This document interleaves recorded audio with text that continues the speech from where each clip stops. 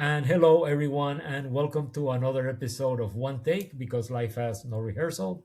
Today, we're talking to somebody whose life has had no rehearsals whatsoever.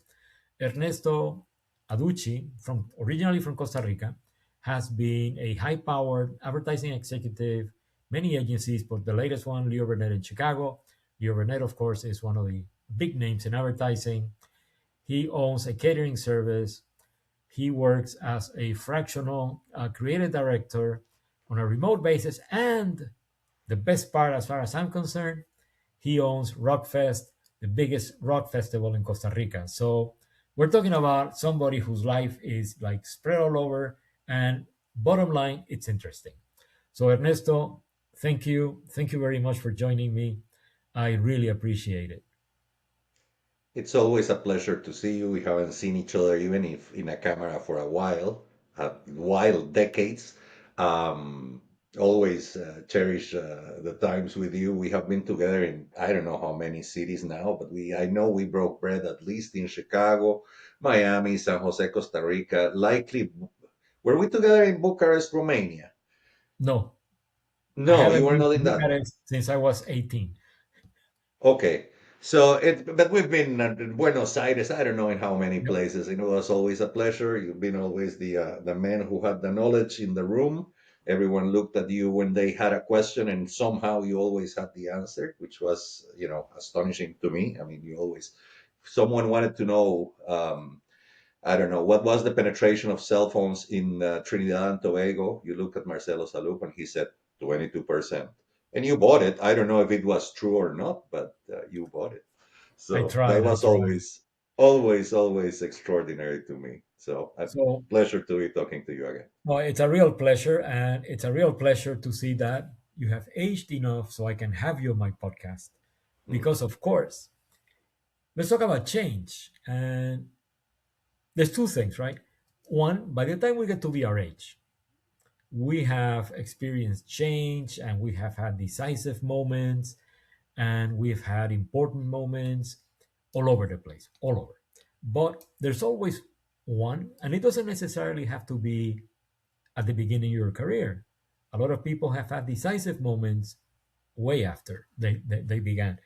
But tell me more about your own decisive moment professionally. Like, what created the modern Ernesto Adduci? I think that it's a very interesting question because it's not at the beginning. At the beginning, you kind of go to school and stuff like that, and you kind of see a path and you don't know what's happening. But I think that after a very long time, with life hitting you in many ways, um, I think that you get a different perspective when you think that life is about to end.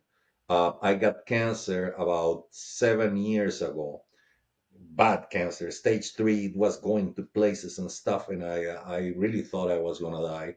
So when after I went through all the treatments and surgeries and things, one really believes, okay, now I have a second opportunity. What do I want to do? What do I want to do with my life? Not what did my parents thought at some point, what did my bosses thought at some point, what the hell makes me happy? Me. And at that point, you look at the world in a very, very different way. And, with people like you and me, that we've been through so many places and we had so many extraordinary stories, and I know we do. I mean, we have a very full life. Um, you can compare many things and you can really put them in perspective and say, this is the place where I want to come back. There are things that I love to do. I love ideas. I love music. I want to go back there. That's the place where I am happy, where I am 100% happy. I am happy surrounded by artists, but an artist I don't mean it has to be a French horn player. Artist in general, any kind of artist, an artist, someone who thinks in the left side of the brain, a creative, a copywriter, a writer, whatever. And that's the place where I want to be. So I think that was the decisive moment for me, and it's given me not only 7 years of pleasure, like of full pleasure and internal recognition, but also gave me a second spark to my own creativity. I think that the last 7 years of my life have been the most creative of my life. I have no doubt of it. I think that every product that have come out of me the last 7 years have been better than the stuff that I did when I was a kid or any time before. So it's super interesting because a lot of people say, I'm in content, but you're truly in content. Not only did you create content while in advertising, but you also help other people create content, especially, and I'm going to be biased 100%, especially when it comes to music, because, a rock festival is all about content. You stand there. I don't know if anybody else in the audience has stood in front of, like a few thousand people to maybe, 20,000 people and had everybody facing you, and you got to perform, right? So, it's a beautiful, beautiful industry. It's also highly tense because there's a feeling that you have to create all of the time. So it's a pressure, but there's also an internal feeling that you want to create all of the time. So it's like a race against yourself to be better creative, more creative. And it is just, you know, it is a very, very tense relationship. I think that's the best way to describe it. So that's the other one. Content has changed dramatically in 7 years. Never mind that. Has changed dramatically in a couple of years, right? But when you're in the middle of it, you can see a lot of the change coming. At least I could. I'm sure you can because you've risen to the top. But what change in the content industry, broadly understood, have you or would you have never been able to predict? What caught you by surprise?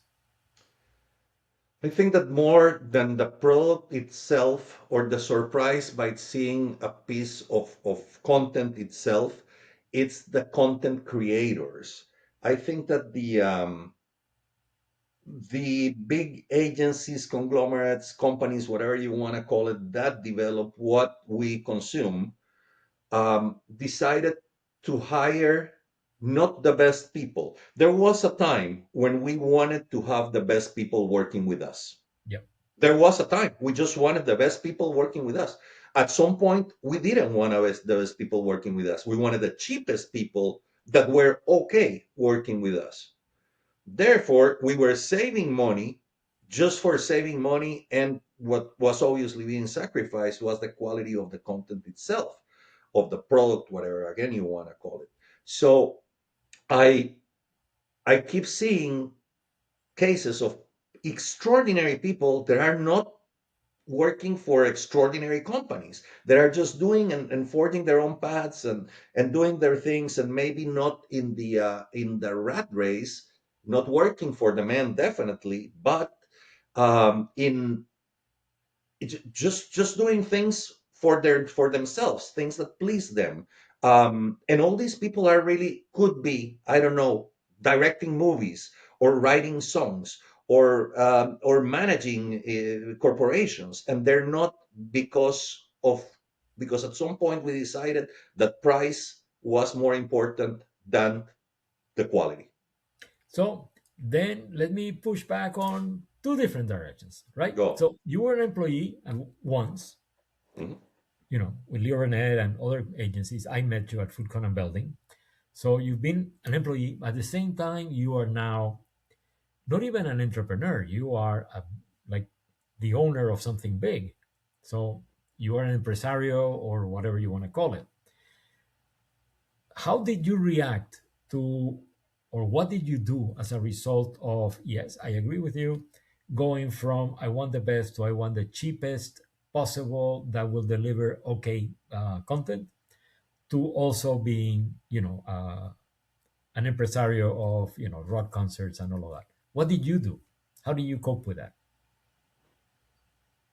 I literally build roads. It's very hard. There are many people that say, "Oh, but we're building roads and we're doing this and and it's overused." I don't think that people did it when you are sitting, I don't know, in 1996 Costa Rica. And you know that it's a merengue, salsa, country, all that stuff, and you are the first one who does a rock festival, and that brings MTV to Costa Rica when MTV was something. When CNN starts covering you, you know that you're building roads. So um, you build your own place. You build your own building where you live, and that's what's happening now. I mean, at some point, you say, I don't like the music that I'm hearing out of genre X, right? Well, I need to make better music. How? There's 100 artists, right? Why don't I talk to these people, and why don't I put a studio up for it, and why don't I bring a producer that I respect, and why don't I do all this stuff, and why don't I, just press it in vinyl? I mean, why not? Now we have the one thing that, and Marcelo, I think that this is really, really important. Now we have us as older people, we have the resources, and by that I mean money, to do shit. So why not? I mean, at some point, what am I going to spend $5,000 in the next year? I mean, t-shirts, jeans. What am I going to buy? I don't need another pair of shoes. I honestly don't. So why don't I record the rec? Why don't I open a studio for artists? And why don't we do what the things that we really believe are the right thing? So it's really that. It's creating paths. I never thought of myself as an artist. I think I'm a talentless person, but in that, I believe that I do have the talent to amplify the voice of artists and of people that I believe are talented. Um, so at that point, I think that the most important thing is to embrace that limitation that you have and say, all right, why don't we surround ourselves with the people that can make things better, give them the opportunity, and that's the way it happened to me. No, I mean, wow. So I hate to say this, but like some people must be considering themselves very lucky that you got cancer and completely redid your life, even though you probably suffered through it. Your cancer had benefits to society that normally you wouldn't even contemplate. I mean, think about it. Without it, you might have been, yes, another successful guy in advertising. But as a result of you redoing your life completely, you created an environment that fosters art, which I totally, absolutely agree with. So no, that's absolutely great. So let's take the elephant in the room, right? Age. Yes. We're old. Actually, I was in Madrid having lunch with this friend of mine who sadly had a stroke, and we were just having a nice quiet lunch and all of that. And he goes, "Marcelo, we're getting old." And I said, "No, we're not getting old. We got." Yes. So, but what would you tell, like the CEO of Leo Burnett, or somebody who's in a position to maybe hire an older worker and is considering maybe an older person alongside to somebody who's maybe 40, maybe somebody who's 30?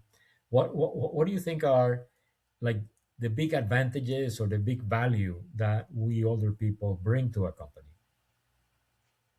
I think that we are at a point, or we got, as you well said, to a point in our life where money really isn't a motivation. We really have nothing to lose, and there's nothing more beautiful than to have nothing to lose.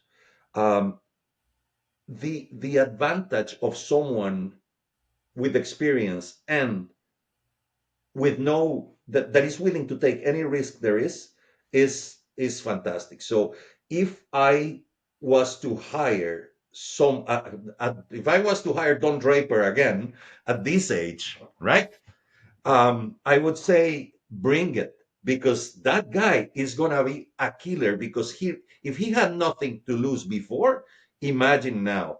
When I started doing Rockfest in 22, I said, I'm going to burn all the bridges. It doesn't matter. I'm never going to do this again. I'm just going to make this one happen. It doesn't matter.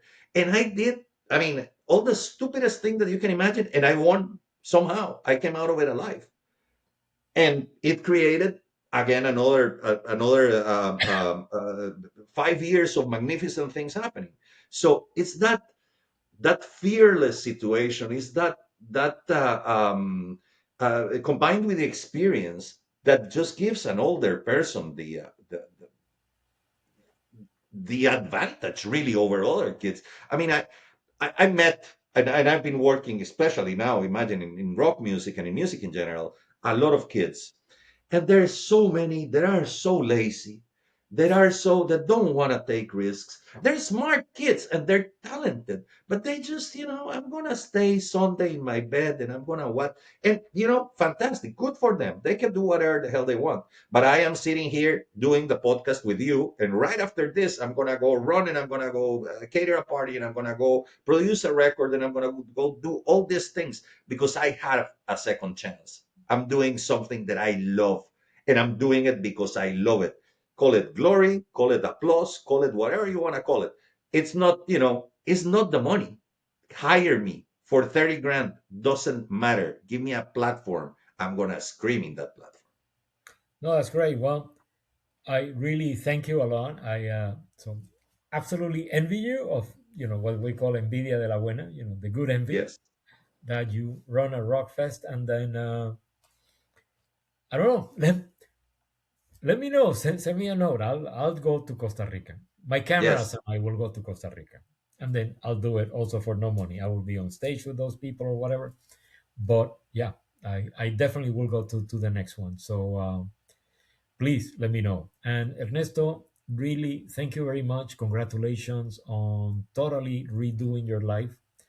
I think this is at the core what this podcast is all about: resilience, reinvention, re-engineering yourself, and you're definitely on the right path. What can I tell you? Thank you very much. It's always a pleasure to talk to you. And, we can do this for hours. Maybe the next time you're in Chicago or that I'm in Miami or in Bucharest. Who knows? Yep, I'll see you then. Take Thank you, care. my brother. Bye bye. You take care.